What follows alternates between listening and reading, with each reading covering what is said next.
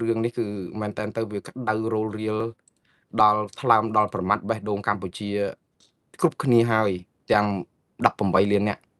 វាឈឺចាប់ពន់ពេកក្រៃដោយសារតែឃើញទាហានថៃយកសាំងតាំងបដង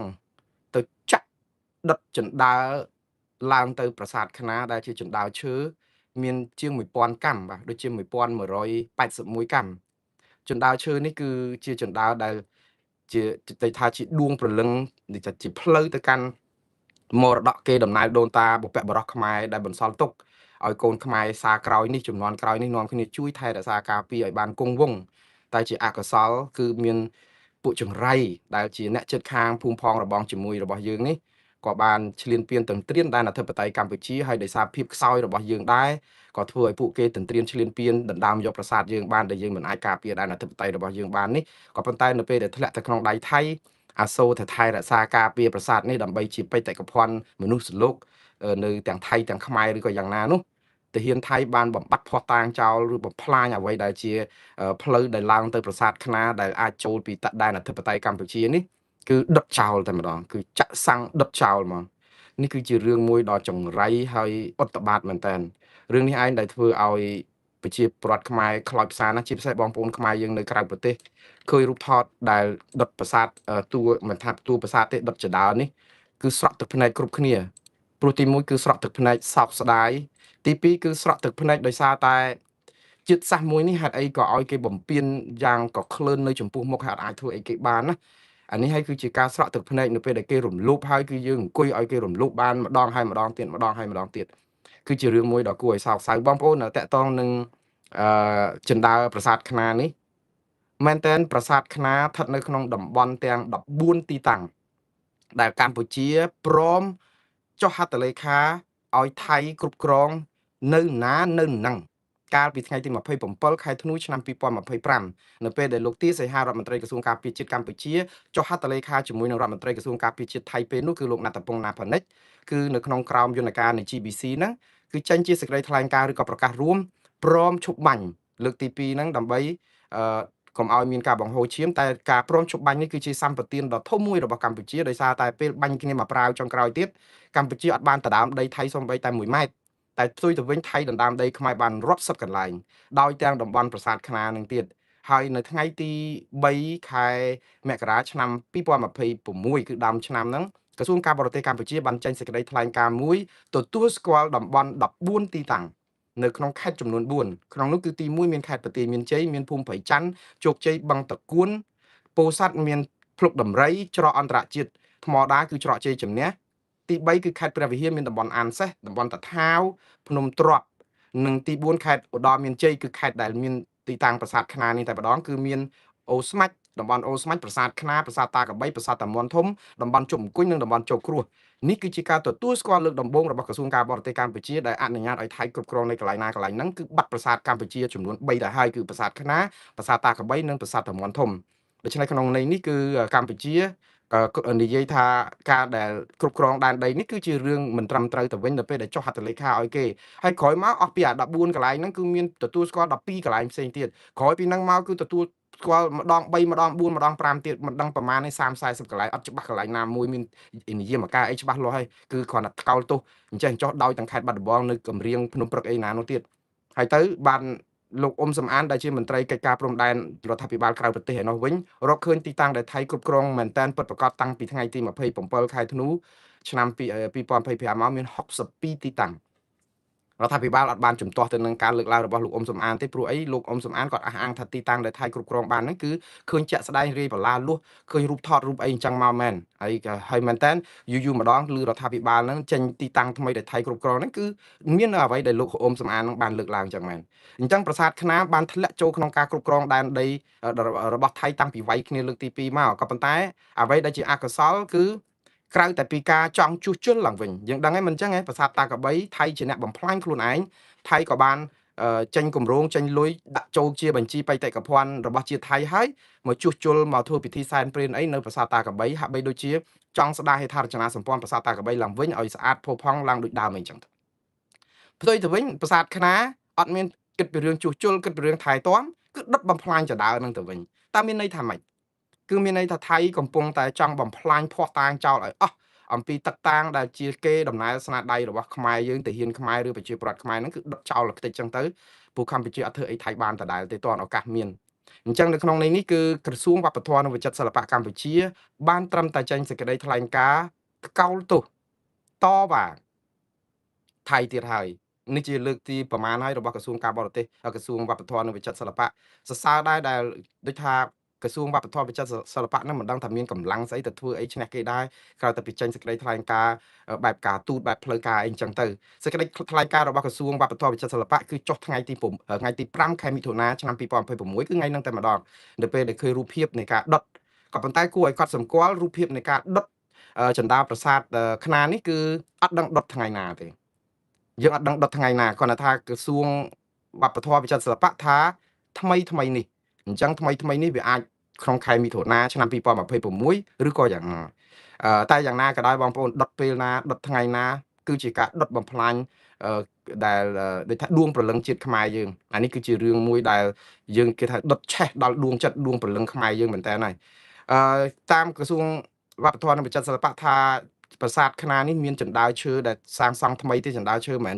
ជណ្ដើរតាំងពីសម័យបុរាណទេគឺមានចំនួន1181កាំប្រវែង325ម៉ែត្របាទដែលឆ្ពោះទៅកាន់ប្រាសាទនេះដោយត្រូវបានកសាងឡើងក្នុងគោលបំណងគ្រប់គ្រងដល់ការអភិរក្សនិងការគ្រប់គ្រងទីតាំងបេតិកភណ្ឌព្រមទាំងសម្រួលដល់ការចូលទស្សនារបស់ភ្ញៀវនិងអ្នកស្រាវជ្រាវនិងសហគមន៍មូលដ្ឋានអញ្ចឹងក្រសួងបាននិយាយថាការបំផ្លិចបំផ្លាញដោយចេតនាទៅលើហេដ្ឋារចនាសម្ព័ន្ធនេះគឺជាទង្វើបង្កការខូចខាតយ៉ាងធ្ងន់ធ្ងរដល់បេតិកភណ្ឌពិភពលោកសំទោសបេតិកភណ្ឌវប្បធម៌និងដល់កិច្ចខិតខំប្រឹងប្រែងអភិរក្សរបស់កម្ពុជាដែលអនុវត្តអស់ជាច្រើនឆ្នាំមកហើយទើបទង្វើនេះគឺជាផ្នែកមួយនៃការប៉ុនប៉ងកាន់តែច្បាស់ក្នុងការផ្លាស់ប្ដូរស្ថានភាពជាក់ស្ដែងនៅលើដីបង្កើតស្ថានភាពមួយដែលថៃប៉ុនប៉ងបំបត្តិភ័ស្តុតាងជាក់ស្ដែងបង្ហាញពីការគ្រប់គ្រងការអភិរក្សនិងការថែរក្សាទីតាំងប្រាសាទនៃទេសភាពវប្បធម៌ជុំវិញដោយកម្ពុជាជាយូរលង់ណាស់មកហើយនោះបាទថាសកម្មភាពថៃនេះគឺវាផ្ទុយនឹងគោលការណ៍មូលដ្ឋានស្តីពីការការពារបេតិកភណ្ឌវប្បធម៌មិនស្របតាមកាតព្វកិច្ចរបស់រដ្ឋភាគីក្នុងការការពារសម្បត្តិវប្បធម៌សម្រាប់មនុស្សជំនាន់បច្ចុប្បន្ននិងជំនាន់ក្រោយអញ្ចឹងជាទូក្នុងន័យនេះគឺក្រសួងតវ៉ាយ៉ាងម៉ឺងម៉ាត់បំផុតនិងបដិសេធទាំងស្រុងចំពោះផែនការរបស់ភាគីថៃក្នុងការរៀបចំព្រឹត្តិការណ៍សាធារណៈពិធីសាសនាសកម្មភាពទេសចរនិងបើកប្រាសាទតាកបីដោយទៅតាកបីមួយទៀតឲ្យសាធារណជនចូលទស្សនាព្រមទាំងការលក់សម្បត្តិចូលទស្សនាដែលគ្រោងអនុវត្តនៅថ្ងៃទី6ទី7ខែមិថុនាស្អែកនេះតទៅហើយនោះបាទឥឡូវបានប៉ុណ្ណឹងបងប្អូននេះគឺជាការតវ៉ារបស់កម្ពុជាតាក់ទងនឹងប្រាសាទតាកបីអឺខ្ញុំមិនជឿថាការតវ៉ានេះបានប្រយោជន៍អីប្រមាណដែរទេព្រោះអីថៃមិនអនុវត្តកិច្ចព្រមព្រៀងកិច្ចស្អីហ្នឹងទេឬក៏អាចថាថៃគេយកលេសមួយថាគេធ្វើអីក៏បានដែរអានេះហើយយើងចូលក្លេថៃមួយគឺនៅពេលដែលយើងព្រមឲ្យអ្នកណានៅហ្នឹងណាព្រោះពេលដែលយើងឲ្យអ្នកណានៅហ្នឹងគឺថៃគេចាត់ទុកថាអាតំបន់ដែលគេវាយបានហ្នឹងគឺជារបស់គេដោយស្របច្បាប់ព្រោះបើមិនស្របច្បាប់កម្ពុជាច្បាស់ជាជំទាស់មិនចុះហត្ថលេខាបាត់ឈប់បាញ់ហ្នឹងឲ្យគេនៅណានៅហ្នឹងឯងថៃយកអាប្លង់រឹងឬក៏សេចក្តីថ្លែងការណ៍ហ្នឹងយកមកចាញ់ផ្ចាលខ្មែរគ្រប់ពេលហើយរឿងនេះហើយដែលធ្វើឲ្យយើងរកម្មចិត្តត្រង់ថាចុះបើយើងចាញ់ថៃហើយដែលយើងប្រើអាភាសាតវ៉ាលើសេចក្តីព្រមព្រៀងបាត់ឈប់បាញ់ដែលយើងចុះហត្ថលេខាឲ្យគេនៅណានៅហ្នឹងយើងដឹងថាអាហ្នឹងចាញ់គេហើយ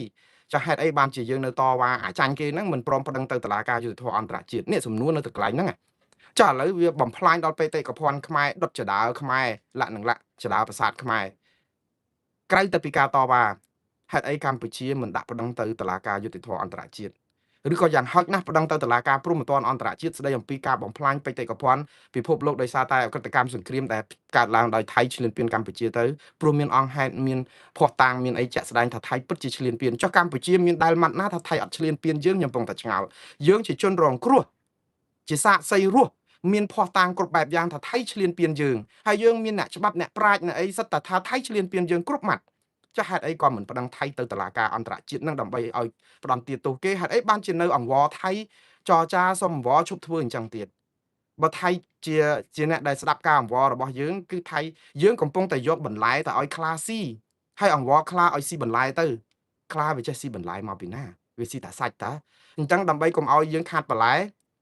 ហើយខ្លាវាមិនស៊ីបន្លែផងដឹងទៅណានៃតែម្ដងទៅអូខ្លានឹងដាច់ពោះងាប់ហ្មងទៅតែយើងអត់យើងនៅតែលេងអាលបែងដដែលហ្នឹងគឺ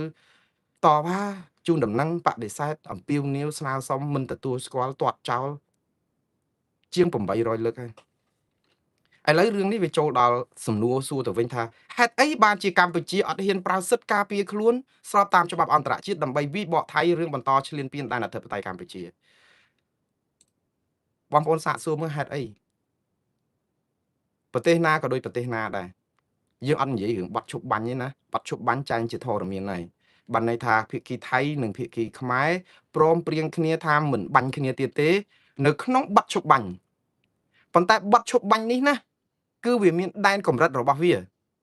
គឺបានន័យថាតែតំបន់ដែលថៃវាយបានលើកទី2គ្រប់គ្រងបានប្រមាណឈរជើងនៅណានៅហ្នឹង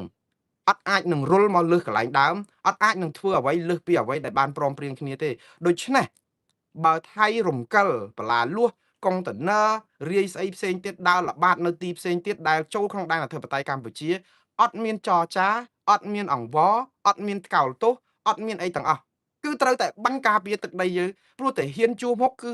មានភារកិច្ចគ្រប់គ្រាន់នៅក្នុងការបំពាក់អាវុធដើម្បីការពារជាតិការពារអធិបតេយ្យដែនទឹកដីរបស់យើងវាអត់មានអ្នកណាទៅបង្កសង្គ្រាមទេ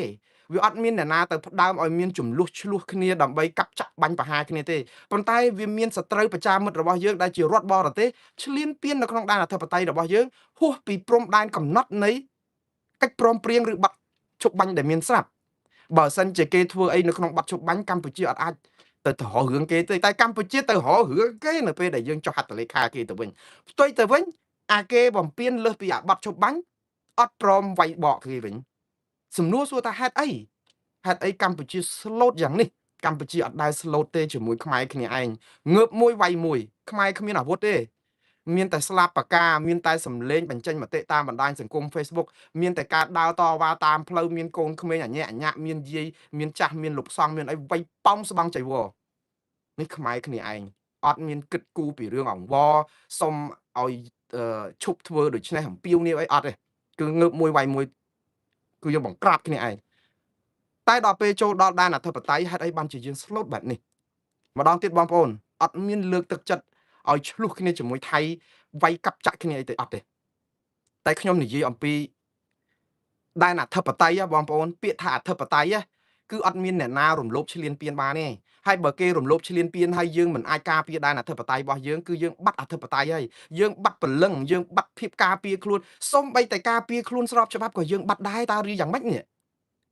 ម្ដងទៀតបងប្អូនខ្ញុំអត់គាំទ្រនឹងការទៅរករឿងថៃ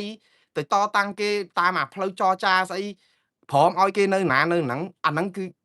ថាឆាចោលទៅខ្ញុំសុំទោសខ្ញុំសុំប្រើពាក្យឆាចោលទៅបងប្អូនមិនចូលចិត្តប៉ុណ្ណាក៏មិនអាចទៅឈ្នះថៃអីដែរបើរឿងចរចាជាមួយគេនឹងអ្វីដែលយើងព្រមសញ្ញាឲ្យគេឥឡូវយើងធីបអានឹងចោលឆាយកចោលគ្របវាទុកសិនចាំដោះស្រាយរឿងតាមក្រោយទៀតព្រោះយើងសញ្ញាគេឲ្យទុកម្ដុំក៏ប៉ុន្តែតើតំបន់ណាខ្លះដែលថៃឈ្លានពានក្រោយបាត់ឈប់បាញ់នេះ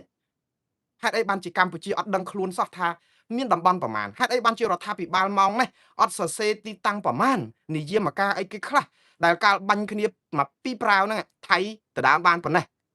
តែដល់ពេលក្រោយបាត់ឈប់បាញ់ហ្នឹងថៃឈ្លានពានប៉ុណ្ណេះទៀតអាការដែលឈ្លានពានក្រោយគ្រប់ឈប់បាញ់នេះឲ្យដែលកម្ពុជាមានសិទ្ធិការពារខ្លួនវិបកទៅថៃវិញទោះក្នុងតម្លៃណាក៏ដោយសិទ្ធិការពារខ្លួនគឺជាសិទ្ធិស្របច្បាប់របស់កម្ពុជាមានចែងនៅក្នុងធម្មនុញ្ញអង្គការសហប្រជាជាតិមាត្រា51និង54បងប្អូនទៅមើលឡើងវិញបើសិនជាជាតិណាមួយមកឈ្លានពានយើងស្រែកក្បាលចិត្តអញ្ចឹងតើព្រំដែនគេរំកិលដល់ណាទៅតើជាតិយើងនឹងទៅអាចការពារព្រំដែនព្រំប្រទល់អធិបតេយ្យយើងបានឯករាជ្យយើងបានយ៉ាងដូចម្ដេចហើយយើងនៅតែអង្វរថៃសុំឲ្យកុំឈ្លានពានទៀតវាអត់មានអង្វរទេការឈ្លានពានដែនអធិបតេយ្យរបស់រដ្ឋមួយអត់មានអង្វរទេបងប្អូនណាតែហ៊ានណាគឺចូលស្ម័គ្រស្លាប់ដើម្បីការពារជាតិនៅពេលដែលអ្នកណាឈ្លានពានដែនអធិបតេយ្យគឺត្រូវកំទេចដើម្បីបុព្វហេតុជាតិមាតុភូមិស្ដាប់ទៅវាគ្រូតគ្រៀតដែរប៉ុន្តែអាហ្នឹងគឺភារៈរបស់តាហ៊ានយើងតាដើម្បីការពារជាតិមាតុភូមិកុំឲ្យគេទន្ទ្រានឥឡូវគេទន្ទ្រានបានស្រេចចិត្តអង្វរថ្កោលទោសតវ៉ាមិនប្តឹងគេឥឡូវខ្ញុំថារឿងវាមានពីរតកតងនឹងរឿងសិទ្ធិការពារខ្លួននៅក្នុងរដ្ឋធម្មនុញ្ញកម្ពុជាក៏មានសិទ្ធិការពារខ្លួនដែរបងប្អូនកម្ពុជាគឺជារដ្ឋអធិបតេយ្យការពារដែនអធិបតេយ្យរបស់យើងមិនឲ្យសត្រូវណាឈ្លានពានបានទេយើងសុទ្ធតែស្បិទសច្ចាគ្រប់គ្នាអត់មានអ្នកណាម្នាក់ឲ្យសត្រូវឈ្លានពានយើងបានស្រេចចិត្តទេម្ដងទៀតអត់និយាយពីការចុះហត្ថលេខារួចហើយទេ ធ្វើមិនកម្លាំងយើងវាមិនដល់គេយើងដើម្បីសុខសន្តិភាពកុំឲ្យស្លាប់ទាហានទៀតកុំឲ្យស្លាប់ប្រជាពលរដ្ឋជនភៀសសឹកទៀតប៉ុន្តែមិនអាចយកលេសនៃការព្រមបាត់ឈប់បាញ់នៅដីប្រមាណ62កន្លែងឬក៏50កន្លែងឬក៏ប្រមាណកន្លែងហ្នឹងហើយស្រាប់តែថៃរៀលដាលទៅគ្រប់គ្រងឈ្លានពានរៀបប្លាលួសសង់លបងដាក់បេតុងអីនៅគ្រប់កន្លែងទៀតហើយយើងចាត់ទុកថាចុះធ្វើម៉េចយើងមានបាត់ឈប់បាញ់ហើយយើងព្រមចរចាគ្នាថាមិនបាញ់គ្នាទៅកុំឲ្យរពើរពើងអីអត់មានទេគឺកុំយកក្រូចលាយជាមួយប៉មដីដែលព្រមព្រៀងគ្នាគឺជាដីកំពុងតែមានវិវាទចំនួនតែចែកគ្នាទៅអាហ្នឹងរឿងមួយតែដីថ្មីគឺជាដីឈ្លានពានសុទ្ធសាធថៃអត់អាចធ្វើអីបានស្រេចចិត្តចឹងឯងប៉ុន្តែផ្ទុយទៅវិញគឺយើងវាទៅคล้ายទៅជាការដែលអនុញ្ញាតឲ្យថៃសូម្បីតែបំពេញច្បាប់អន្តរជាតិចុះឥឡូវបើកម្ពុជាច្បាស់នៅក្នុងខ្លួនថាយើងត្រូវប្រើយន្តការអន្តរជាតិចឹងយន្តការអន្តរជាតិច្បាប់ទី1គឺច្បាប់យោធាការពារដែនអធិបតេយ្យរបស់យើងបើថៃឈ្លានពានត្រូវតែវាយបកទៅថៃវិញអត់មានពាវនាវទេគឺត្រូវតែវាយបកទៅអ្នកវិញហើយប៉ុន្តែបងប្អូនការដែលសិទ្ធិការពារខ្លួននេះវាមានចេះដែ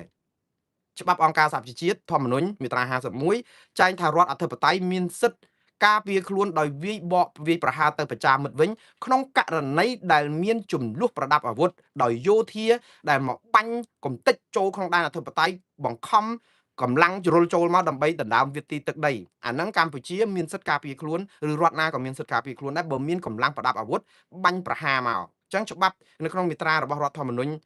ឬក៏ធម្មនុញ្ញអង្គការសហប្រជាជាតិចែងអំពីសិទ្ធិការពារខ្លួននៅពេលដែលមានកម្លាំងបរទេសកម្លាំងប្រដាប់អាវុធវាយសន្ធាប់ចូលមកក្នុងដែនអធិបតេយ្យប្រទេសមួយឬក៏បើកយន្តហោះបដិញមកចូលក្នុងដែនអាកាសរបស់កម្ពុជាអាហ្នឹងយើងបាញ់ទម្លាក់ឬអីចឹងបានអាហ្នឹងសិទ្ធិការពារខ្លួនក៏ប៉ុន្តែសិទ្ធិការពារខ្លួនហ្នឹងគឺគេឲ្យយើងប្រើប្រាស់យន្តការឲ្យអស់លទ្ធភាពដែរចរចាអីលក្ខនឹងលក្ខប៉ុន្តែបើចរចាឬក៏សំណូមពរហ្នឹងអត់បានប្រសិទ្ធភាពគឺដាច់ខាតត្រូវតែប្រើវិធានការក្តៅរបស់យោធាដើម្បីទប់នឹងវិធានការក្តៅរបស់យោធាវិញនៅក្នុងការឈ្លានពានបើជនស៊ីវិលយើងអត់អាចទៅបាញ់សម្លាប់គេបានទេគឺយើងចាប់គេដាក់គុកដើម្បីឲ្យទទួលទោសតាមអំណាចនៃច្បាប់របស់កម្ពុជាព្រោះអីការបាញ់សម្លាប់ជនស៊ីវិលគឺអត់ត្រូវប៉ុន្តែយោធាមានកម្លាំងប្រដាប់អាវុធឲ្យទៅអត់បានហើយអត់ស្ដាប់គ្នាគឺមានតែការដែលវាយប្រហារតាអានេះគឺជាច្បាប់អន្តរជាតិដែលសិទ្ធិការពារខ្លួនដែលការពារកម្ពុជាអត់មានខុសអីសោះយើងឃើញហើយគឺទូកដែលគេបាញ់ប៉លិចនៅដែនសមុទ្រអន្តរជាតិដែលមានឆ្លងចូលដែនសមុទ្រគេមកនេសាទខុសច្បាប់អីដូចឥណ្ឌូនេស៊ី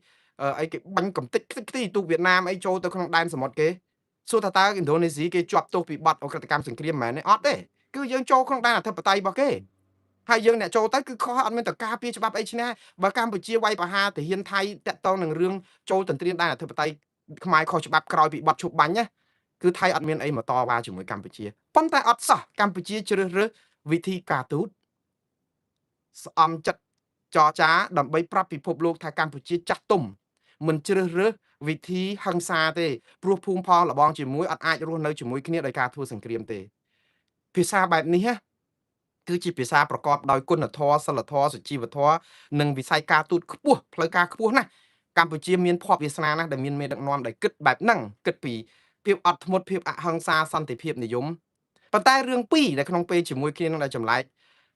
ស្លូតតែជាមួយរឿងសះគេចឹងឯងបើសះឯងហ្នឹងគឺងើបមួយវាយមួយចឹងហ្មងបំផ្លាញគ្នាចាប់គ្នាដាក់គុកកំទេចគ្នាខ្ទេចខ្ទីអស់ហើយអត់តាក់តងបើតើរឿងអធិបតេយ្យរឿងដែនដីអង្វរគេសុំចរចារឿងបង្ហាញឲ្យឃើញលក្ខណៈខ្សោយរបស់កម្ពុជាទៅវិញទេយើងថាយើងខ្លាំងផ្នែកការទូតយើងធ្វើទៅយើងវាមិនឈ្នះគេនឹងហើយការដែលកម្ពុជាមិនអាចនឹងវាយថៃវិញបាននេះគឺដោយសាររឿងយើងខ្សោយទេហើយដល់ពេលអញ្ចឹងទម្លាក់អំពីការខ្សោយវិស័យការពារជាតិរបស់យើងខ្មែរយើងបែកបាក់អត់ត្រូវគ្នាសេដ្ឋកិច្ចយើងក៏ទន់ខ្សោយយើងយកលេសមួយថាចរចាតាមផ្លូវទូទៅយើងមិនអាចនឹងយើងធ្វើឲ្យរបៀបចាស់ទុំទៅយើងកុំធ្វើដូចថៃបើថៃបំពេញគឺយើងធ្វើជាអ្នកត្រូវច្បាប់តែកម្ពុជាដែលស្លូតអញ្ចឹងពីកោបើយើងចេះអញ្ចឹងជាមួយខ្មែរគ្នាឯងនោះគ្មានអ្នកជាប់គុកអ្នកសិកាស្អីទេមកដល់ម៉ោងហ្នឹងលោកកម្មសខាក៏មិនទៅជាប់ទោសនយោបាយអីដែរគណៈបកសង្គ្រោះជាតិក៏អត់ត្រូវគេរំលាយសកម្មជនមេដាធម្មជាតិឬស្រុនស្រនសុភាកញ្ញាសេងធីរីអីក៏មិនជាប់គុកដោយសារតែរឿងស្ថានភាពនយោបាយដែរព្រោះបើយើងចេះអាភាពអហិង្សាអត់ធ្មត់នឹងការសម្រុះសម្រួលសម្របគ្នាអញ្ចឹងនោះតែវាអត់មានអញ្ចឹងសរុបសេចក្តីមកនេះគឺជាការដែលបាត់ឱកាសកម្ពុជាឆ្លោះសិទ្ធនៅក្នុងការដឹងថៃទៅតុលាការអន្តរជាតិឥឡូវបិទផ្លូវប្រឹងនឹងបាត់ទៅហើយចង់និយាយថាថៃដឹងតែកម្ពុជាអត់ហ៊ានក៏ប៉ុន្តែគួរឲ្យប្លែកអាព្រំដែនដីគោកអត់ហ៊ានប្តឹងថៃទេណែមកប្តឹងអារឿងព្រំដែនដីទឹកឯនេះវិញគឺចាប់ផ្ដើមយន្តការផ្សះផ្សាដោយបង្ខំ UNCLOS ជូនដំណឹងទៅថៃទុកពេលឲ្យថៃ3សប្តាហ៍នៅក្នុងការជ្រើសតាំងតំណាងដោយសារកម្ពុជាអះអាងថាមានតែយន្តការអន្តរជាតិហ្នឹងឯង ដំបូងជឿលើការទ្វេភាគីអាព្រំដែនគោកថៃអត់ព្រមជាមួយយើងឥឡូវព្រំដែនទឹកយកទៅឡើងលើឆាកអន្តរជាតិដល់កម្រិត UN ហើយមានគណៈកម្មការសម្រុះសម្រួលការផ្សះផ្សាដោយបង្ខំបើទោះបីជានីតិវិធីនេះត្រូវការពេល2ឆ្នាំទើបដោះស្រាយចប់ហើយ2ឆ្នាំហ្នឹងគេនឹងពវល់មកឲ្យកម្ពុជានិងថៃចរចាគ្នាវិញនឹងរាប់ឆ្នាំទៀតអត់បានប្រយោជន៍ទៀតអញ្ចឹងនឹងអូសបន្លាយពេលវេលាទៅដល់ណាទៀតតែកម្ពុជាជ្រើសរើសយកវិធីហ្នឹងដោយសារថៃគឺជាអ្នកលុប MOU 2001ចោលដែរនិយាយទៅថៃខូចដែរតែថៃឲ្យខ្មែរចូលក្នុងលបែងរបស់ថៃដូចខ្ញុំជម្រាបចឹងថៃខូចមួយគឺអត់ចង់ចរចាព្រំដែនគោកជាមួយខ្មែរទេព្រោះអីខ្មែរបបួលថៃសុំគេប្រមាណដងហើយតាំងមិនទាន់បង្កើតរដ្ឋាភិបាលលោកអនុទិនច័ន្ទវរៈគុលចឹងថាមកចរចា JBC បងប្អូនហេតុអីបានខ្មែរលួងថៃឲ្យចរចាគណៈកម្មការ JBC នឹងរហូតដើម្បីវាស់វែងព្រំដែនដោយសារនៅក្នុងបទឈប់បាញ់ថ្ងៃទី27ខែធ្នូឆ្នាំ2025កម្ពុជាឲ្យថៃគ្រប់គ្រងដីខ្មែរនៅណានៅហ្នឹងមែនក៏ប៉ុន្តែមានមាត្រាប្រការ3នោះគឺប្រាប់ថាវាស់ជាក់ស្ដែងទៅបើបានខ្មែរយកខ្មែរបានថៃយកថៃបិទតែនៅណានៅហ្នឹងសង្ឃឹមលើអា JBC ហ្នឹងហើយអា JBC ហ្នឹងខ្មែរសង្ឃឹមដោយសារខ្មែរប្រើផែនទីខ្នាត1លើ200,000ព្រោះអីអា JBC នោះវាមាននៅក្នុង MOU 2000តកតងនឹងដែនគោកហើយចឹងទៅតគ្នាមកកម្ពុជាថាបើប្រើ MOU 2000គឺបានន័យថាប្រើយន្តការ JBC គឺប្រើខ្នាត1លើ200,000ហើយនេះការគិតរបស់កម្ពុជាផ្ទុយទៅវិញថៃឯនោះទៅវិញគេថាគេអត់ទទួលស្គាល់ផែនទីខ្នាត1លើ200,000ទេគេប្រើខ្នាត1លើ50,000ក៏ប៉ុន្តែប្រហែលជាថៃដឹងខ្លួនឯងហើយថាអាខ្នាត1លើ50,000របស់ថៃហ្នឹងគូដែលឯកតោភាគីគ្មាននរណាទទួលស្គាល់អញ្ចឹងបើចរចាជាមួយខ្មែរអត់ឈ្នះខ្មែរទេដោយសារហេតុនេះឯងបានជាអូសកាឡារហូតអត់ប្រជុំទេថារៀបចំរដ្ឋាភិបាលសិនចាំមានគណៈកម្មការមកប្រជុំ JBC ឥឡូវរៀបចំរដ្ឋាភិបាលហើយប្រហែលខែហើយគឺអូសរហូតអស់ពីនឹងមកលែងទទួលស្គាល់ផែនទីខ្នាត1លើ200,000របស់កម្ពុជាហើយមានយន្តការដើម្បីលុប MOU 2000ចោលទៀតតកតនឹងការដែលប្រើយន្តការ JBC អស់ពីនឹងមកឥឡូវថៃលុប MOU 2001ក្នុងចេតនាឲ្យកម្ពុជាលោតជើង3ជើង4ឲ្យចូលសងលបែងរបស់នយោបាយថៃព្រោះថៃដឹងច្បាស់ហើយថាបើលុប MOU 2001បើទោះរឿងអត់ទាន់មានសោះលុប MOU 2001តាក់ទងនឹងដែនសមុទ្រខ្មែរច្បាស់ជាប្រើយន្តការផ្សះផ្សាដោយបង្ខំហើយដល់ពេលតែអញ្ចឹងគឺខ្មែរលោតទៅយន្តការផ្សះផ្សាដោយបង្ខំបានន័យថាផុតពីការចរចាទ្វេភាគីព្រោះឡើងទៅដល់អន្តរជាតិគឺអង្គការសហប្រជាជាតិគឺឈប់ចរចាទ្វេភាគីថៃបានលេះភ្លាមថាបើខ្មែរប្រើយន្តការឈប់ចរចាទ្វេភាគីតាក់ទងនឹងដែនសមុទ្រអាដែនគោកនេះក៏មិនបាច់ចរចាទ្វេភាគីដែរឃើញថៃមានលេះឥឡូវអនុទិនច័ន្ទវរៈគុលថ្ងៃនេះប្រកាសជាផ្លូវការជាសាធារណៈទី1ចាត់តាំងលោកស៊ីអាសាភួងកេតកែវដែលជារដ្ឋមន្ត្រីក្រសួងការបរទេសថៃឲ្យកាន់ការគណៈកម្មការឬក្រុមការងាររៀបចំដោះស្រាយបញ្ហាវិវាទដែលខ្មែរប្តឹងថៃតាក់ទងនឹង UNCLOS យកអាយន្តការផ្សះផ្សាដោយបង្ខំថៃថានឹងលេងជាមួយខ្មែរដល់ទីបញ្ចប់តាក់ទងនឹងរឿងឡើងទៅ UNCLOS យន្តការ UNCLOS ដោយសាររឿងហ្នឹងអនុទិនច័ន្ទវរៈគុលប្រកាសជាឲ្យរឹកដែរថាចាប់ពីពេលនេះតទៅបិទផ្លូវចរចាព្រំដែនគោកទាំងអស់បិទផ្លូវទាំងគណៈកម្មការ JBC RBC និង JBC ឃើញទេបងប្អូនគឺជាប់គាំងហ៎ឥឡូវចូលលបែងថៃហើយលបែងថៃហ្នឹងគឺលបែងពង្វៀងអូសពេលវេលាឲ្យឆ្ងាយទៅគឺចុងក្រោយកម្ពុជាខ្សោះខ្សល់ថៃចាប់ផ្ដើមកែហេដ្ឋារចនាសម្ព័ន្ធដែលខ្លួនគ្រប់គ្រងបានហ្នឹងដាក់លបងដាក់បលាលួសជួសជុលថែមដុតចដាលជួសជុលប្រាសាទឲ្យភ្ញៀវទេសចរមកចូលរៀបចំចាក់បេតុងសង់ចដាលថ្មីធ្វើផ្លូវនេះធ្វើផ្លូវនោះដាក់លេនដ្ឋានដាក់អីប៉ុស្តិ៍យាមតុងជ័យជាតិថៃរយៈពេល2-3ឆ្នាំ5ឆ្នាំទៅមុខទៀតរបស់ទាំងអស់នេះគឺរបស់ថៃ 100% ហើយមួយជីវិតនេះក៏ទាមកវិញអត់បានដែរបើប្រើយន្តការកម្ពុជាធ្វើសប្ងៃអញ្ចឹងហើយបានជាខ្ញុំប្រាប់ថាខ្ញុំស្ទើរតែហ៊ានភ្នាល់ដាក់ជីវិតបើបានដីខ្មែរវិញសំបីតែ1មីលីម៉ែត្រពីថៃវិញបើធ្វើដោយរាល់ថ្ងៃហ្នឹងគឺដឹងអត់ដែរហើយឥឡូវហ្នឹងគឺទៅផ្លូវអត់ហ្នឹងហ្មងព្រោះអីថៃគេបិទផ្លូវចរចាព្រំដែនដីគោកហើយគេពមៀនទៀតថាព្រំដែនគោកនេះអាបើកច្រកព្រំដែននេះនឹងបិទជារៀងរហូតហើយអនុទិនច័ន្ទវរៈគុលប្រកាសថ្ងៃនេះដែរតាមពិតទៅប្រកាសនឹងមកនឹងវាស្របទៅនឹងអ្វីដែលលោកហ៊ុនសែនចង់បានផងទេឲ្យបិទ500ឆ្នាំក៏បានតែយើងកុំបាច់និយាយអីអារឿងបិទព្រំដែនហ្នឹងព្រោះអីភាគីទាំងពីរដូចជារឹងដូចគ្នាអញ្ចឹងឥឡូវវាបានសម្រេចផលដូចគ្នាហើយថៃក៏គេបិទទៅខ្មែរក៏យើងថាបើបិទ500ឆ្នាំក៏បានអ្នកដែលស្លាប់គឺប្រជាពលរដ្ឋនៅព្រំដែននិងអ្នកដែលអាស្រ័យផលដោយការបើកច្រកព្រំដែនប៉ុន្តែបងប្អូនអ្នកដែលស្លាប់គឺជាតិខ្មែរអត់ជាតិថៃទេប្រាប់ម្ដងទៀតការបិទព្រំដែនរូបភាពគ្រាន់តែអត់ចូលដោះដូរទំនិញគ្នាវាមើលទៅវាអត់មានអីប៉ះពាល់អីហ្មងនេះខ្មែរធ្វើពហិការផលិតផលថៃអីឡាក់នឹងឡាក់ក៏ប៉ុន្តែរឿងដែលធំបំផុតមិនមែនរឿងផលិតផលថៃទេណាបងប្អូនចាំណា ផលិតផលថៃមីកញ្ចប់នេះគឺជារឿងទូជាទឹកមួយដំណក់ក្នុងមហាសាគរដ៏ធំធេងទេរឿងគឺតាក់ទងនឹងការផលិតទឹកបានន័យថាអត់ដង្ហើមមុជទឹកជំរឿប៉ុណ្ណាយូរប៉ុណ្ណាតើអ្នកណាដាច់ខ្យល់មុនខ្ញុំជឿថាខ្មែរដាច់ខ្យល់មុនហើយបើធ្វើដូច្នេះគឺខ្មែរដាច់ខ្យល់មុនហើយព្រោះអីអាការបិទព្រំដែនធ្វើឲ្យប្រជាជាតិខ្មែរនិងថៃអត់ត្រូវគ្នាទី1បរិយាកាសល្អកល្អឿននឹងគ្នាត្រូវរើគ្នាអត់មានកម្ពុជាចង់លួងថៃឲ្យចរចាប៉ុន្តែថៃគេអូសយើងឲ្យចូលកាឡាធ្វើឲ្យថៃបានលេះថាអត់ចរចាការទេព្រោះអីយើងអត់ព្រមចរចាទ្វេភាគីយើងរត់ទៅអង្គការសហជីវជាតិយើងរកអង្គយន្តការអន្តរជាតិក៏ប៉ុន្តែក្នុងពេលជាមួយគ្នានឹងកម្ពុជាលោតទៅយន្តការអន្តរជាតិតែអត់ទៅដល់ឲ្យផុតដល់អង្គការសហជីវជាតិដល់តុលាការហ្មងឯងគឺយើងលោតបានប៉ំត្រឹមយន្តការផ្សះផ្សាវិលមកចរចាទ្វេភាគីបាក់ដដែលបានអញ្ចឹងថៃស៊ីផុយឥឡូវយន្តការនៃ UNCLOS ហ្នឹងចាំមើលទៅឥឡូវថៃកម្ពុជារៀបចំ2នាក់ឲ្យបានជនបរទេស2នាក់ដែលជាគណៈកម្មការសមាជិកនៃក្រុមប្រឹក្សាផ្សះផ្សាដោយបង្ខំហ្នឹងយើងបាន2នាក់ថៃគេនៅ3អាទិត្យដល់ដើម្បីរៀបចំមនុស្ស2នាក់ហ្នឹងបើរៀបអត់បានគឺចូលទៅដល់យន្តការ UN ហ្នឹងគេចាប់បង្ខំរឹស2នាក់ឲ្យថៃចឹងទៅឲ្យថែមប្រធានមួយប៉ុន្តែបងប្អូនអាយន្តការចរចា UNCLOS នេះណាផ្សះផ្សាដោយបង្ខំនេះគឺវាគ្រាន់តែ2នាក់អត់ត្រូវគ្នាគេរកកញ្ញាកដាលមួយមកនិយាយឲ្យ2នាក់នឹងត្រូវគ្នាវិញជជែកគ្នាដដែលទេវាអត់មានយន្តការមានទៅគៀបសង្កត់ដាក់សម្ពាធទណ្ឌកម្មឲ្យអត់មានទាំងអស់និយាយទៅវាដូចថាមេភូមិអញ្ចឹងណាបងប្អូនពីអ្នកប្តីប្រពន្ធឆ្លោះគ្នាឡើងត្រូវគ្នាទៅហៅមេភូមិគ្រាន់មកអង្គុយផ្សះផ្សាទៅយកទៅដោះស្រាយខ្លួនឯងព្រោះមេភូមិមិនមែនតឡាការទេអញ្ចឹងកម្ពុជាកំពុងតែចូលកាឡាថៃមួយគឺចង់ឲ្យយកលេសថាឥឡូវយើងចង់ឡើងទៅលើកំដរកម្ពុជាបានប៉ុន្តែកម្ពុជានៅតែស្ទាក់ស្ទើរចោះបើជ្រុលឡើងទៅដល់អង្គការសហប្រជាជាតិហើយដែលអត់មានយន្តការអីដាក់សម្ពាធថៃសោះហេតុអីក៏មិនឡើងឲ្យទៅដល់ផុតដល់តុលាការអន្តរជាតិហ្មងទៅ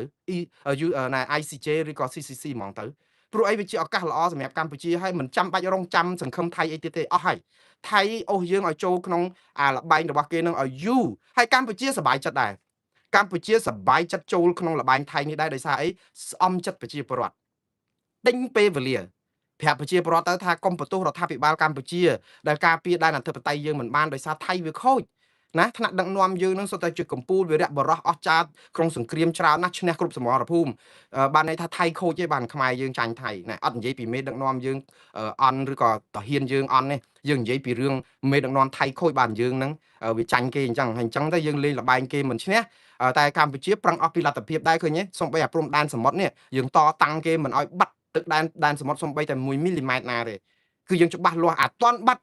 ត់ផងហ្នឹងគឺយើងតស៊ូមិនឲ្យបាត់1មីលីម៉ែត្រតែថៃបានយកនាវាសមុទ្ររបស់ថៃមកខួងប្រេងឬក៏មកចូលវាយទន្ទ្រានដល់ដែនអធិបតេយ្យនៅក្នុងតំបន់ត្រួតស៊ីគ្នានឹងនៅអត់ទេដែនសមុទ្រត្រួតស៊ីគ្នាហ្នឹងនៅពេលដែលយើងលុប MOU ចោលគឺវាការពារដោយច្បាប់សមុទ្រនៅហ្នឹងអត់មានបាត់ទៅណាទេអត់មានបាត់ទៅណាថៃក៏អត់អាចធ្វើអីបាននៅក្នុងដែនសមុទ្រហ្នឹងដែរព្រោះអត់មានតន់ចេញជាការរុករកប្រេងអីកម្ពុជាជំទាស់បានគ្រប់ពេលព្រោះអីដល់ពេលអត់មាន MOU MOU គ្រាន់តែជាកិច្ចព្រមព្រៀងធម្មតាក៏វត្តវាចោលទៅច្បាប់អន្តរជាតិនៅតែគ្រប់គ្រងបានដែរតាវាអត់មានអីទៅធ្វើក្ដុំក្ដាំងអីដល់សម្បើមយ៉ាក់អញ្ចឹងទេតែកម្ពុជាចង់លួងចិត្តប្រជាពលរដ្ឋខ្មែរថារដ្ឋាភិបាលគេប្រឹងណាស់បាត់ដី62កន្លែងទៅថៃមិនមែនបានន័យថារដ្ឋាភិបាលមិនទៀមទាទេកំពុងតែចរចាតាហើយឥឡូវដែនសមុទ្រក៏ប្រឹងទប់ទៀតកុំឲ្យថៃយកបានអត់ទាន់បាត់សោះហ្នឹងដើម្បីបញ្ជាក់ថាកម្ពុជាអត់មែនអ្នកដឹកនាំអត់មានធ្វើឲ្យខ្មែរបាត់ដីបាត់ទឹកអីណាទេគឺប្រឹងនេះគឺជាការស្អំចិត្តទិញពេលវេលានិងធ្វើឲ្យប្រជាពលរដ្ឋច្បុកច្បល់ក៏ប៉ុន្តែសួរថាកម្ពុជាមានជំរឿសអីលើសហ្នឹងឯងមានតាហេតុអីមិនប្តឹងទៅអង្គការមិនប្តឹងទៅតុលាការយុត្តិធម៌អន្តរជាតិព្រោះថៃអូសយើងឲ្យទៅដល់ហ្នឹងហើយហ្នឹងតែយើងអត់ទេអូសថៃឲ្យមកចូលចរចាទ្វេភាគីវិញដើម្បីលួងថៃឲ្យចរចាទ្វេភាគីនៅព្រំដែនឥឡូវកម្ពុជាខ្ទាស់កន្លែងហ្នឹងមួយរឿងដែលមិនប្តឹងទៅតុលាការអន្តរជាតិអាចនៅតែទប់ថាជ្រុលតែចង់បានទ្វេភាគីបើឲ្យលួងថៃមកចរចា JBC បានវាជាប់នៅក្នុងបាត់ឈប់បាញ់ហ្នឹងថា JBC ហ្នឹងបើវាស់ទៅបានខ្មែរមកវិញខ្លះចេះតែសង្ឃឹមអញ្ចឹងទៅតែថៃបិទច្រកគ្រប់ពេលអញ្ចឹងបានខ្ញុំគិតថាខ្មែរមិនគួរណាអស់ជំរឿសសោះគួរទៅអង្គការសហជីវជាតិទៅតុលាការយុត្តិធម៌អន្តរជាតិតែយ៉ាងណាបងប្អូនអ្វីគឺជារឿងនយោបាយហើយនយោបាយនេះគឺអត់បច្ចេកទេសទេតែនយោបាយគឺវល់ដោយរឿងករណីលោកកម្មសខាអញ្ចឹងបើបច្ចេកទេសលោកកម្មសខាត្រូវដោះលែងត្រូវផ្ដល់សម្បទាឲ្យគាត់វិញទាំងអស់មានសិទ្ធិធ្វើនយោបាយវិញទាំងអស់អត់មានហាមគាត់ឲ្យសងសំណងលោកកម្មសខាទៅទៀតព្រោះអីយកគាត់ទៅដាក់ពន្ធនាគារ9ឆ្នាំរាប់លានដុល្លារគាត់ទាប្រមាណក៏បានដែរព្រោះអីការធ្វើបាបសងគណៈបកសង្គ្រោះជាតិទៀតតែដល់រឿងនយោបាយលិមឡំប្រឡំបកៅទៅលោកកម្មសខាជាប់ទោសឯណាអញ្ចឹងទៅលើកលែងទោសឯណាទៅវិញហើយឥឡូវលើកលែងទោសឲ្យបាត់សិទ្ធិនយោបាយអស់ទៀតឃើញរឿងនយោបាយវាត្រឡប់កលាប់ចាក់អញ្ចឹងឯងបងប្អូន បាទឥឡូវនេះគឺយើងតាមដានរឿងនេះតទៅទៀតគឺរកម្មចិត្តបន្តិចក៏ប៉ុន្តែខ្ញុំថាកម្ពុជាកាន់តែអស់សង្ឃឹមទៅហើយបើនៅតែប្រើយន្តការដដែលនេះគឺយើងគ្រាន់តែទិញពេលវេលាទេប៉ុន្តែបើឲ្យឈ្នះថៃយើងអត់ឈ្នះថៃទេថៃខ្លាចណាស់តុលាការអន្តរជាតិតែខ្មែរខ្លាចអត់ហ៊ានប្តឹងទៅតុលាការអន្តរជាតិអត់យល់កន្លែងហ្នឹងមួយថៃខ្លាចអាហ្នឹងយើងគិតអាហ្នឹងហើយយើងទៅប្រើយន្តការដែលថៃចង់បានយើងទៅប្រើយន្តការហ្នឹងវិញថៃចង់បានយន្តការចរចាទៅថៃអត់ដែលឲ្យឡើងទៅអន្តរជាតិទេថៃមកយកហើយអីបន្តិចមកចរចាទ្វេភាគីឥឡូវយើងទៅចូលសងថៃដែលយើងគិតថាឲ្យអន្តរជាតិឮថាខ្មែរអត់ធ្មត់តែចូលសងថៃវិញដដែលហ្នឹងចុងក្រោយមកចរចាទ្វេភាគីមិនឈ្នះថៃបើថៃគេគិតថាចរចាទ្វេភាគីហ្នឹងថៃស៊ីផុយហ្នឹងហើយបើចរចាទ្វេភាគីយើងអត់ឈ្នះថៃទេដោយសារយើងចុះហត្ថលេខាឲ្យថៃនៅណានៅហ្នឹងហើយរឿងថៃគឺចឹងអូសឲ្យបានយូរបន្តិច2-3ឆ្នាំទៅមុខទៀតទៅចុងក្រោយចរចាទ្វេភាគីថៃយកដដែលដោយសារតែបត់ឈប់បាញ់ប្រាប់ថាណានៅណានៅហ្នឹងអាយន្តការមានតឡាការអន្តរជាតិហើយអូយបណ្ឌិតតាមបណ្ដាញអនឡាញនឹងនិយាយពីអូយសិតតែគេនឹងភ្លើគេនឹងប្រឌិតប្រដាណារឿងប្តឹងទៅតឡាការអន្តរជាតិខ្ញុំអត់យល់ថាចោះបើសិនជាយន្តការអន្តរជាតិហ្នឹងតឡាការហ្នឹងจะវាចង្រៃស្អីវាខាត់ស្អីយើងមានស្អីខាតទៀតសប្ងៃនឹងក្រៅតែពីពឹងតឡាការឲ្យជួយគ្រោះថ្នាក់ឆ្លោះគ្នាបែកក្បាលវាយគ្នាបែកក្បាលបែកក្បូងអស់ហើយយើងនៅតែអត់ព្រមឡើងទៅប្តឹងប៉ូលីសប្តឹងតឡាការឲ្យគេដោះស្រាយហើយយើងគិតថានឹងមានដំណោះស្រាយតិចទៀតគេវាយបែកក្បាលទៀតហ៎អូខេឥឡូវយើងចូលដល់រឿងបន្តទៀតតកតងនឹងពលរដ្ឋចេះតែឆ្ងល់ថា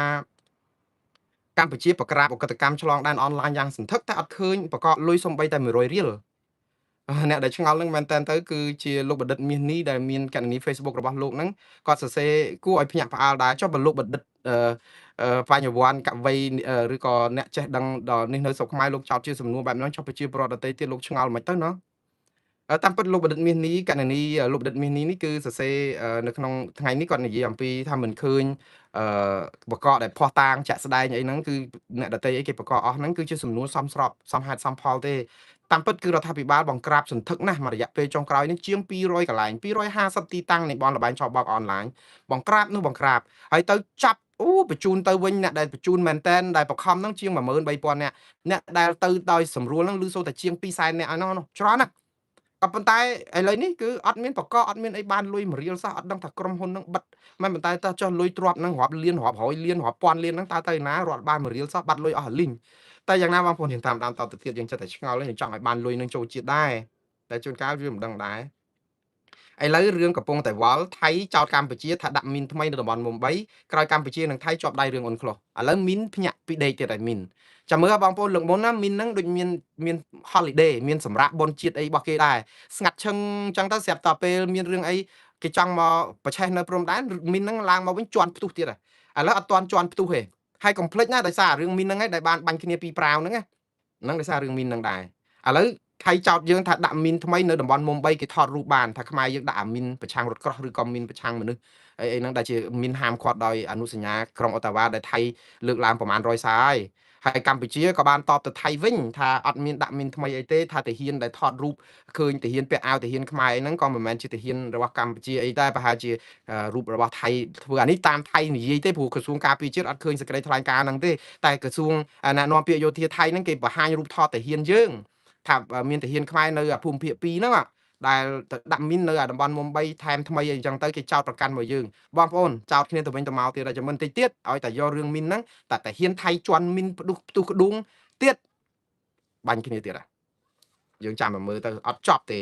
ហើយបាញ់មកប្រាវទៀតយកថែមទៀតចាំមើលបាទឥឡូវនេះចូលអស់ពីរឿងហ្នឹងគឺសកម្មជនគណៈបកនយោបាយលោក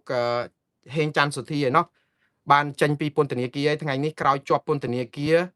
គ្រប់កាលកំណត់6ឆ្នាំបងប្អូនអត់មានបាត់មួយថ្ងៃទេគឺចឹងបានថាក្រុមគណៈបកប្រឆាំងនេះគឺជាប់គុកអត់មានបានផុតមួយថ្ងៃទេចាប់ខ្លួនគាត់ថ្ងៃ5មិថុនាឆ្នាំ2020ឥឡូវ5មិថុនាឆ្នាំ2026 6ឆ្នាំគត់នេះក៏ដោយសារតែលោកច័ន្ទសុធីដែលជាមន្ត្រីជាន់ខ្ពស់របស់គណៈបកសង្គ្រោះជាតិកាលពីជំនាន់សង្គ្រោះជាតិនៅណាហើយគាត់នៅខាងសកម្មជនរូបនេះគាត់ប្រចាំនៅខណ្ឌពោធិ៍សែនជ័យឥឡូវគាត់ចេញមកគឺបានន័យថាគាត់រឹងដែរគាត់អត់ព្រមសុំទោសគេបើសុំទោសគេបានចេញយូរប៉ុន្តែមនុស្សដែលមិនក្បត់មនសិការឧត្តមគតិបែបនេះគឺពិបាករកហើយបងប្អូនហើយដូចលោកកកុម្ភាអញ្ចឹងដែលជាអ្នកដែលកាន់នៅក្រុមប្រឹក្សារាជធានីភ្នំពេញដែរទៅចេញប្រហែលថ្ងៃមុនថ្ងៃ30ខែឧសភា6ឆ្នាំដូចគ្នាអត់បាត់មួយថ្ងៃទេនិយាយទៅគឺថា រឿងដោះលែងឲ្យមុនហ្នឹងគឺអត់មានបទូបថយអីទាំងអស់គឺក្រាំងក្រុមប្រឆាំងនេះគឺថាចាប់គ្នាយកតែមែនតែនហ្មងហើយលោកកកកំភៀចេញមកភ្លាមចូលទៅគណៈបកកម្លាំងជាតិបាត់ហើយខ្ញុំជឿថាលោកសុធីនេះក៏មិនខុសពីលោកកកកំភៀដែរមើលទៅព្រោះអីគាត់សុទ្ធតែជាអ្នកដែលមានមនសិការនឹងច្បាស់ហើយចូលទៅឆន្ទៈនៅកម្លាំងជាតិជាមិនខានដូចតែលោកកកកំភៀនឹងហើយចាំមើលទៅខ្ញុំថាមិនខុសដែរទេព្រោះអីអ្នកតស៊ូបែបនេះគឺគាត់គិតថាគណៈបកកម្លាំងជាតិរបស់ក្រុមគ្នាគាត់ហ្នឹងគឺនឹងបន្តយកស្អីគេគុណតម្លៃរបស់គណៈបកសង្គ្រោះជាតិអីហ្នឹងយកទៅថែមទៅបន្តទៀតដើម្បីកុំឲ្យស្លាប់អីអញ្ចឹងទៅបាទតែយ៉ាងណារឿងនេះគឺវាក៏ជាការល្អដែរចប់ទៅបានចេញមកវិញទៅជួបជុំគ្រួសារធ្វើនយោបាយអីព្រោះគាត់មិនត្រូវបានហាមឃាត់សិទ្ធិនយោបាយដោយលោកកម្មសុខាទេដោយសារនៅជាប់គ្រប់ការកំណត់បាទឥឡូវព័ត៌មាន2 3ទៀតដែលខ្ញុំនឹងបញ្ចប់ហើយខ្ញុំនឹងសង្ខេបទេថ្ងៃនេះឃើញអុកញ៉ាហេងឡុងដែលជាប្តីរបស់លោកស្រីជាន់ច័ន្ទលក្ខណាតារាសម្ដែងត្រូវបានតុលាការចេញដីកានាំខ្លួនដោយសារតែរឿងចាញ់សាច់អត់លុយរឿងលោកហេងឡុងដែលខ្ញុំលើកយកមកនេះគឺដោយសារតែអញ្ចេះទេខ្ញុំមិនទៅចាប់អារម្មណ៍រឿងលោកហេងឡុងអីណាទេប៉ុន្តែលោកហេងឡុងគឺជាអនុប្រធានសមាគមអុកញ៉ាកម្ពុជាព្រោះលោកលីយ៉ុងផាត់គឺជាប្រធានលោកហេងឡុងគឺជាអនុប្រធានហើយលោកលីយ៉ុងផាត់ហ្នឹងត្រូវបាន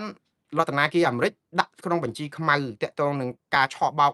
ច្រើនណាស់នៅប្រទេសកម្ពុជាបង្កក់ទ្រព្យសម្បត្តិអីសពបែបយ៉ាងលោកហេងឡុងគឺមិនមានរឿងតាក់ទងនឹងរឿងហ្នឹងទេប៉ុន្តែដីការបស់តុលាការចេញឲ្យគាត់ចូលខ្លួនទៅមុនថ្ងៃ21ខែមិថុនាបាទដើម្បីបង្ហាញខ្លួនតាក់ទងនឹងចេញសាច់ស្អុយគឺជាពាក់លុយគេជាងប្រហែលជា$30,000គឺ$300,000ហើយឥឡូវនេះគឺមានអន្តរាគមពីមិត្តភ័ក្តិជិតស្និទ្ធរបស់គាត់គឺអុកញ៉ាលេងនវត្រានោះដែលឡើងមកនិយាយថាជួយអត់បានទេដោយសារតែលេងនវត្រាខ្លួនឯងគាត់សរសេរសារលើបណ្ដាញសង្គម Facebook របស់គាត់ថាគាត់មានបញ្ហាចាក់ស្រេះរាប់មិនអស់ដោះស្រាយមិនចេញដែរដូច្នេះអត់អាចជួយបានអីទេមានតែលោកលេងនវត្រាហ្នឹងបែរទៅជាអង្វរសុំឲ្យម្ចាស់លុយហ្នឹងអនុគ្រោះអីទៅវិញទៅបាទវាដល់ពេលហើយបងប្អូន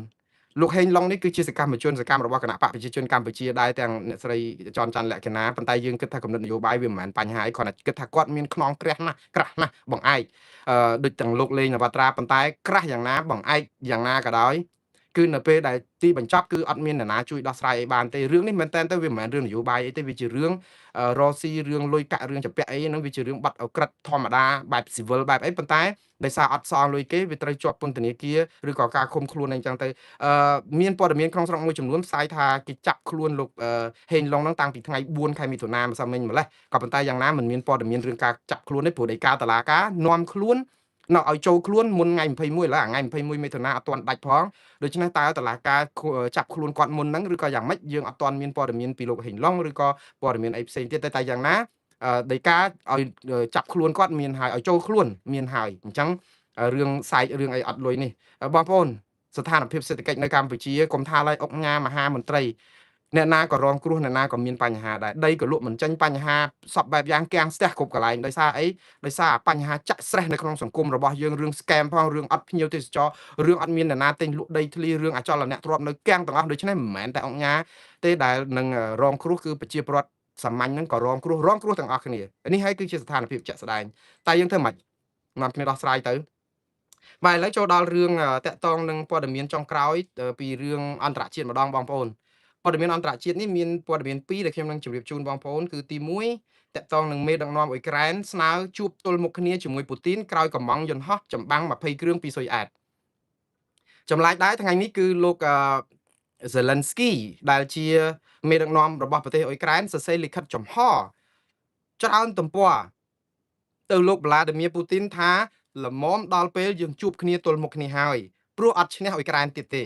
គាត់និយាយចឹងអ៊ុយក្រែនពង្រឹងប្រព័ន្ធ drone របស់ខ្លួនកាន់តែខ្លាំងហើយនឹងអាចបាញ់ចូលដល់ទីក្រុង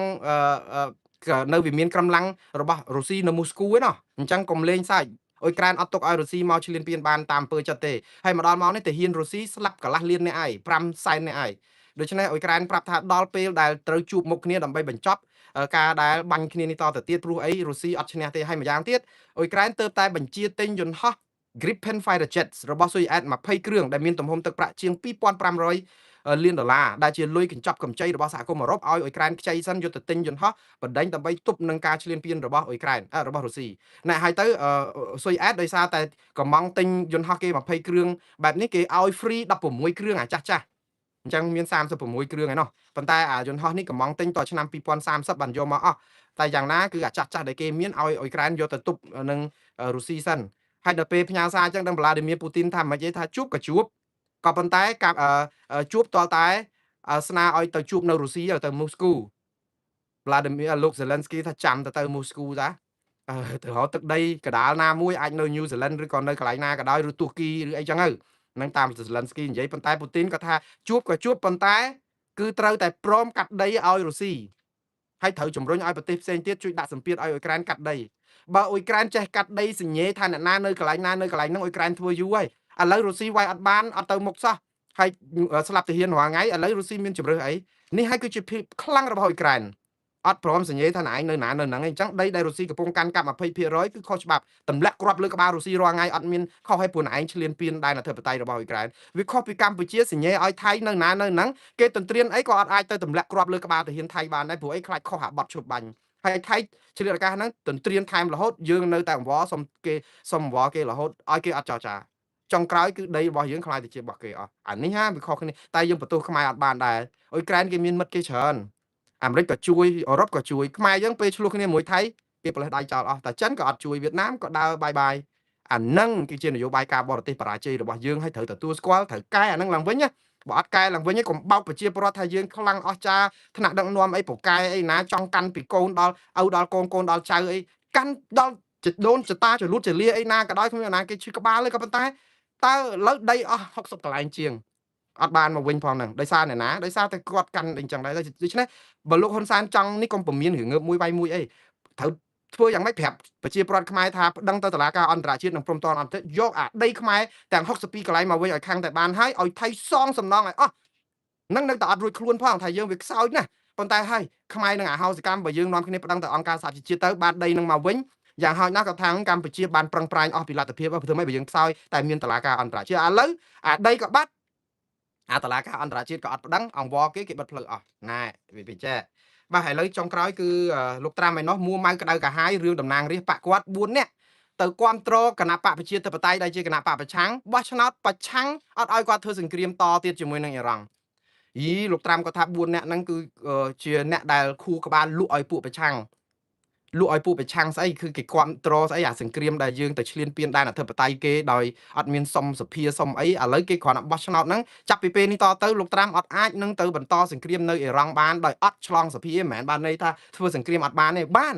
តែត្រូវសុំសភាអនុម័តឲ្យយល់ព្រមសិនកុំធ្វើអីស្រេចតែចិត្តតែប៉ុណ្្នឹងឯងហើយសភាគេប្រាប់ថាអត់ឲ្យលោកត្រាំធ្វើអ្វីស្រេចតែចិត្តទេហើយមានគណៈបកកាន់អំណាចហ្នឹងមកបោះឆ្នោតចូលរួមជាមួយគណៈបកប្រឆាំងឲ្យបានសម្លេង215ទល់នឹងសម្លេង208ឃើញស្រុកអាមេរិកគឺគេមានប្រជាធិបតេយ្យឯងមិនមែនជិះសេះលែងដៃទេអ្នកក្នុងកាន់អំណាចហ្នឹងក៏គេគិតថាបើធ្វើមិនត្រូវក៏គេបោះឆ្នោតប្រឆាំងនឹងមេដឹកនាំខ្លួនឯងធ្វើមិនត្រូវអានេះដែលគេហៅថាប្រជាធិបតេយ្យមែនតើនោះបាទឥឡូវនេះយើងចាំមើលតទៅទៀតតើរឿងនឹងយ៉ាងម៉េចព្រោះអីត្រូវព្រឹទ្ធសភាមួយសារទៀតដើម្បីបោះឆ្នោតគ្រប់គ្រងអាសេចក្តីស្នើច្បាប់របស់រដ្ឋសភាហើយមុំឡើងទៅដល់តុរដ្ឋាភិបាលឲ្យធានាធិបតីសញ្ញេ 100% តាត្រាំនឹងមិនសញ្ញេឲ្យចូលជាច្បាប់ចឹងនឹងពវល់មកក្រោយវិញមិនដឹងប៉ុន្មានឆ្នាំទៀតទេអញ្ចឹងសង្គ្រាមហ្នឹងវាមិនដឹងអញពេញទេបងប្អូនបាទខ្ញុំឆ្លេះការផ្សាយរបស់